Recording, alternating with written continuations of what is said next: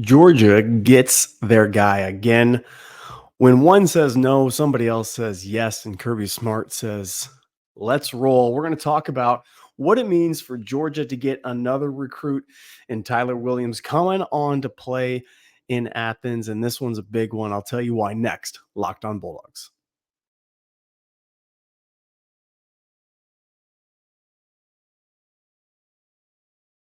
You are Locked on Bulldogs, your daily podcast on the Georgia Bulldogs. Part of the Locked On Podcast Network, your team every day.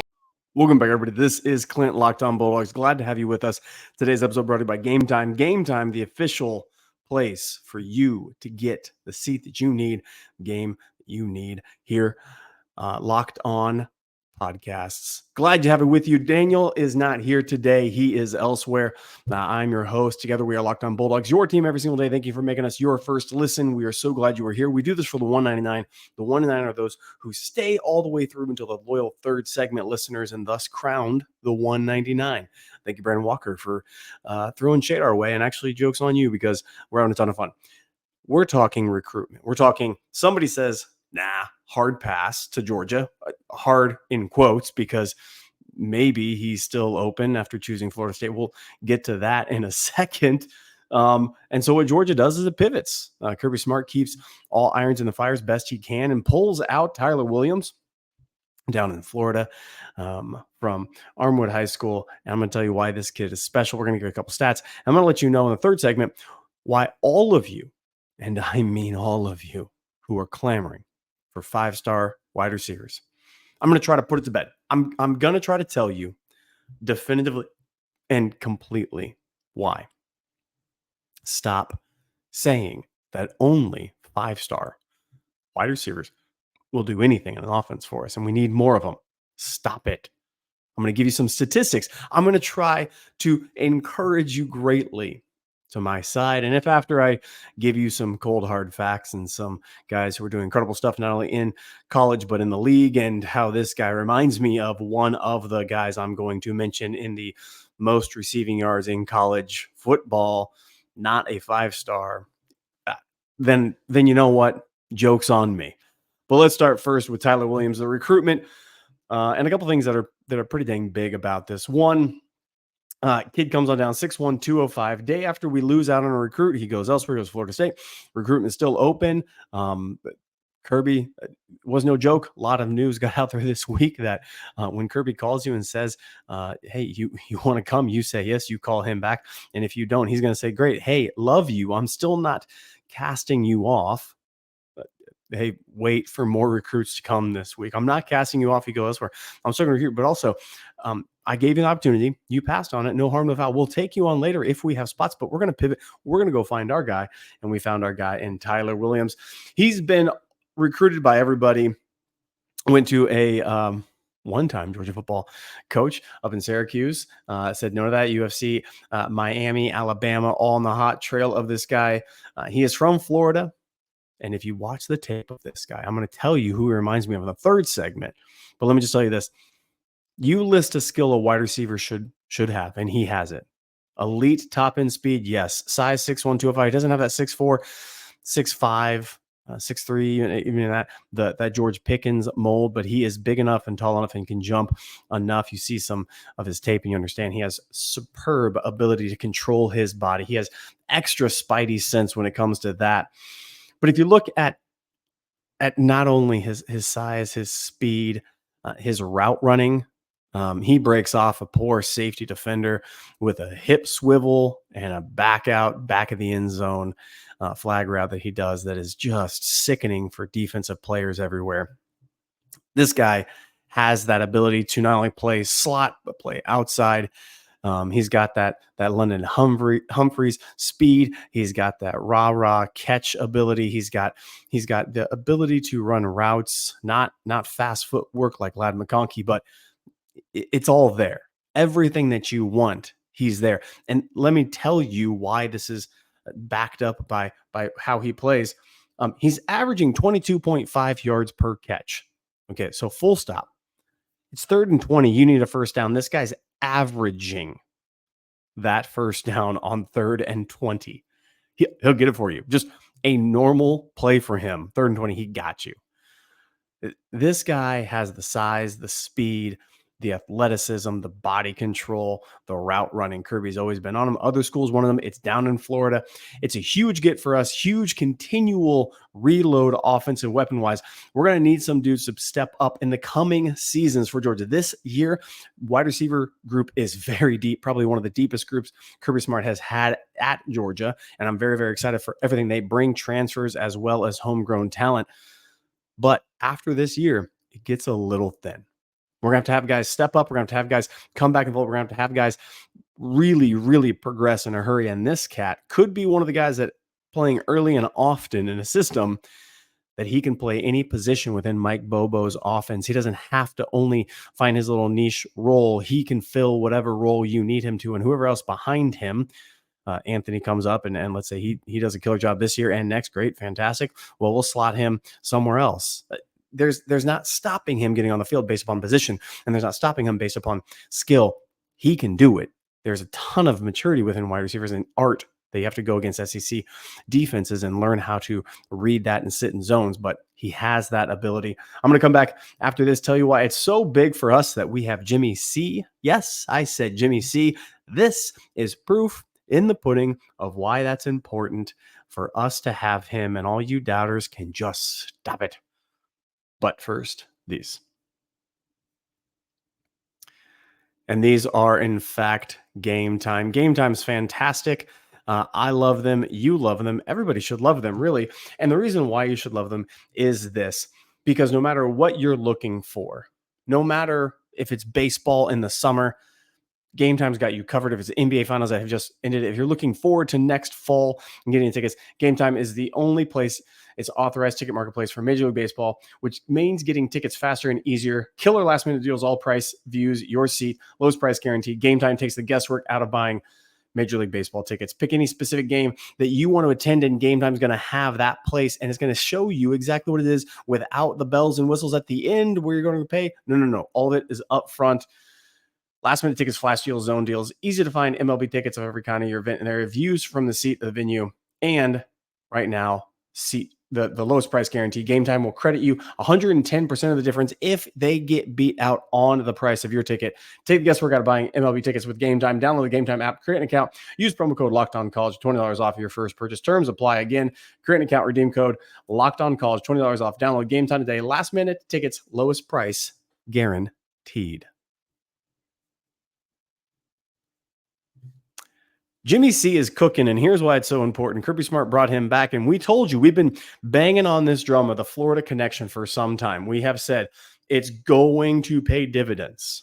Jimmy C, there's plenty of talent in Georgia, right next door, a couple different states. We've gone elsewhere. We've gone up to Illinois to grab a wide receiver, and we have those dudes. But you know and I know, South Florida has it built a little different as it pertains to the running back and wide receiver room. We got running backs in Georgia, running backs in Mississippi. They're there. But man, you guys want to talk about some wide receiver freakish dudes who are doing it? Go down to South Florida, go down to Florida in general, go down to Jimmy C territory. And that's where you're going to get a kid who is a 4-star composite, Tyler Williams, 57 wide receiver, according to some recruiting services. But he's thick, he's fast, he's quick, he's in and out of cuts. The guy can do the up and jump ball, but he's also fluid. And what I find wild about this is he's a big play dude who, if you look at the film, 22.5 yards, but if you look at what he did, he's not the prima donna that you typically think of. No offense, Florida wide receivers. No offense, recruits who are in that area. You kind of think soft, okay? You think quick, flashy, but soft. That's not what this guy is. Jimmy C cooking it up. Kirby Smart said, look, we had some roster spots for some people. We asked them to come in. They decided to do differently. Mom and dad not happy at that hat ceremony pick. And Jimmy said, no worries, coach. No worries. My pulse is on the recruiting trail all over the place. And if we want to still go after him, we can. But I'm telling you right now, this kid is just as dangerous, just as good. We want him just as much. So let's go get him. And if we're asking him to keep doing that down in Florida, and again, we joke on this podcast, Daniel and I have joked, hey, Jimmy C, just basically work remote. Okay, just work remote. Don't got to no Zoom meeting for you. That's fine. Don't get on Slack. Just sit on the highways in Florida, going up and down. We'll expense everything you got and just get us the dudes down there. Talk to the players, the high school, the coaches, get ingratiated with them, and look, he's doing his job. He's pulling in this absolute monster of a route runner, and for Mike Bobo. But the other thing he's doing is he's keeping pulses everywhere else. He's learning from Kirby. He's knowing the system. It's not a let's put all of our eggs into one basket to try to pull a recruit and get excited when we land that one guy, but rather how do you pull the levers and how do you have the right pressure points on certain people to know when to press, when to invite, when to challenge, when to lay off, when to go back. And guys, just count your lucky stars that Kirby Smart did not listen to you on personnel decisions, did not listen to you on hiring, did not have to go searching his own, Kirby does it in recruiting and hiring the same thing. He knows people, he sees people, he keeps his eye on them. He was in Jimmy C's ear. He knew what was going on with him, and he didn't give up on the hope of bringing that kid in, and he knew exactly where to put him to set him up for success. This fits well within keeping Mike Bobo, offensive playbook, kind of a glorified analyst. He's making the plays, he's cooking up the plays, but it allows him to not have to be the guy talking to recruits. Mike Bobo doesn't have to be the dude. This is the Todd Monken archetype, right? Sit in the booth, get your pad and pen, because they ain't using nothing electronic. Come on, y'all. And just get the grease board, if you know what that is, and just write up, cook up the plays, get into the system, teach the guys this, develop them when they get here. He's like a professor, and Jimmy C is more like the college recruiter going up and down and just saying, hey, I need you to come to the school, talk to this professor. He's fantastic in the department. Well, he's literally that college recruiter, but for Georgia athletics, saying, hey, I got a professor back in the lab who's cooking up stuff that's going to develop you and make you incredible and make you great. I'm going to come back after this, let you know why all of you screaming, yes, but Clint, he's a 4-star. Yes, he's not in the top 10. Yes, he's not in the top 100. Yada, yada, yada, yada. Okay, I'm going to try to encourage you. Kirby Smart has put all his eggs into the basket of the trenches, offensive line, defensive line, linebackers. We have plenty of them. We have a plethora of them. We have 5-stars all over the place. And you guys are begging, we don't need another 5-star linebacker. Yes, we do. Yes, we do. Because he gets 4-star kids at wide receiver that it's just in are better at production the last few years. Okay, you with me? Than other wide receivers who are 5-star. Because Kirby knows what we don't know. He can develop them. He knows skill sets like Aladdin McConkey to get the most out of them, to squeeze the most juice out of the lemon. And he knows that he can go and allocate resources for defensive linemen, offensive linemen, and linebacker and make an incredible trench monster that then also encourages us to have one of the best, most prolific, yes, Bama fan, yes, Auburn fan, yes, Ohio State fan, one of the most prolific offenses in all of college football because of what he is doing. I'm going to give you some hard, cold facts. Loyal third segment listeners 1 to 9, and stick around for those right now.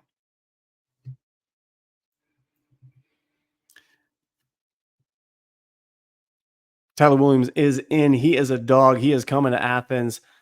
But also, here's why a 4-star kid that has the body control, has the route running, and has that really hard ability to bring him down. You just watch film. He is hard to bring down. I'm going to give you why this is really good for you and I. The Kirby Smart is not chasing the 5-stars of Ohio State and wasting resources on kids that for whatever reason, just literally for whatever reason, you think to yourself, I want to go to Lincoln Riley. I want to get developed a 5-star. I want to go to Oklahoma. I need to go to Miami. I need to go to South Carolina, Xavier. I need to Texas, A&M. Oh, good night. A&M has had a run of 5-star wide receivers that have not panned out so well. See, you know them. I know them. They're playing for other schools now. They've transferred. They got in their bag and gone elsewhere. Florida State's not saying these kids aren't talented. Don't hear me say that. Don't hear me say, well, they're not talented. The 5-star is erroneous. It's a mirage. No. They are talented.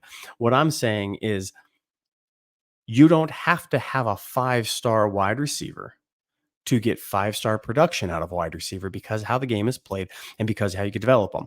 That's what I'm trying to tell you. There is a difference between a 5-star linebacker and a 4-star linebacker because some positions are really hard to develop past a certain point. You can get the most out of them and you could progress them up a notch. But there's certain positions, offensive tackle, D-line, as we've experienced, that sometimes just being a monster and getting out there and just beating another dude off the ball is more important than anything else. Just being physically more dominant, being matured beyond the years of others is better than trying to learn the intricacies and technician skills of a wide receiver position. Now, sometimes it doesn't matter. Sometimes you just go out there, you bomb away and you catch balls and you just outflank, out jump, outrun other people. Sure. Okay. I'm with you. That does happen there. But what the statistics are pointing out is a 4-star wide receiver can have the development, can have the impact, and can have a better overall understanding of the game than some of you are willing to admit. We're just going to talk about last year's leading receiving threats in college football. So these guys who had more yards than the average Bear, more yards than all the other Bears in the wide receiver room for college football, guys who showed out a great deal. Some of them went off to league. Some of them are coming back playing college football. But I'm just going to list for you. It's very simple. Who were productive wide receivers who allowed their team to get in better positions to win? Seems pretty simple to me. I want more players on my team that get me in position to win than anybody else. Some of them are transfers, some of them are homegrown talent. But I'm going to list for you a couple of names, some very, very well-known names, household names, people that you can recognize, some maybe not. I'm going to ask you a simple question. I'm going to list 1, 2, 3, 4, 5, 6, 7, 8 names. 8 names who are in the top 20 receiving. I didn't go all the way through. There's some that I took out. South Georgia, some smaller schools I took out. Liberty I took out. I mean, I know Liberty's in. I get it. I understand. But I'm trying to do a comparison of apples to apples, not apples to oranges. So I filtered through a little bit of competition, of conference play. And here's what I came up to. Okay, ready? Malik Neighbors, Rome Odunze, Troy Franklin, Oregon, McMillan, Arizona, Malik Washington, Virginia, Luther Burden, Mizzou, Taj Washington, USC, Tez Johnson, Oregon. Okay, I just listed in the top, I think maybe even 18, 17, 18, 16, somewhere in there, 8 names of guys who were in receiving yards, putting themselves in positions to win football games for their team. I just listed them all. Do you know how many 5-stars are in that list? 5 stars. Like Rome Odunze, incredible college talent, went off to Malik Neighbors, incredible talent, LSU. Troy Franklin, incredible talent. McMillan, Arizona. You want to talk about a dude who showed out in a team. That team was stupid talented. And I think they still are stupid talented this year. They're going to sneak up on a couple people. Taj Washington gets on with the Dolphins. Luther Burden. Okay. Out of all those names, 1 5-star. It's in fact Luther Burden, and you could tell that dude is something incredible. This is what I mean. Like a 5-star guy can make an impact. Luther Burden makes an impact. He's the only one. Rome Odunze, 4-star, 189 of ranking when he came out of high school. Malik Neighbors, 150th ranking when he came out of high school. Troy Franklin, 4-star. McMillan, Arizona, 4-star. Malik Washington, Virginia, 3-star, 329th position player. Luther Burden, 5-star. Taj Washington, transfer. He was a 3-star. Tez Johnson, Oregon transfer. He was a 3-star. Not a single one of them, besides Luther Burden, leading their teams, had the acclaim. They're more, wait for it, they're more in Art Tyler's camp. And I told you I was going to tell you who I thought he reminds me of. Look, here's the deal. Tyler Williams reminds me of Rome Odunze. Rome Odunze, not the most physically, but hard worker, hard to tackle, great route runner. big playability for Washington. I think he's got a little Roma Dunze in him. I don't think he has Malik Neighbors in him. I think all the average yards per catch might actually say that he is. But all of these players I just listed were not as heralded as other wide receivers. The one that Georgia fans keep on begging Kirby, go after them. Guys, I don't know what else to tell you. The leading receiver for USC last year was a 3-star transfer kid. Like what? Brock Bowers was a 4-star.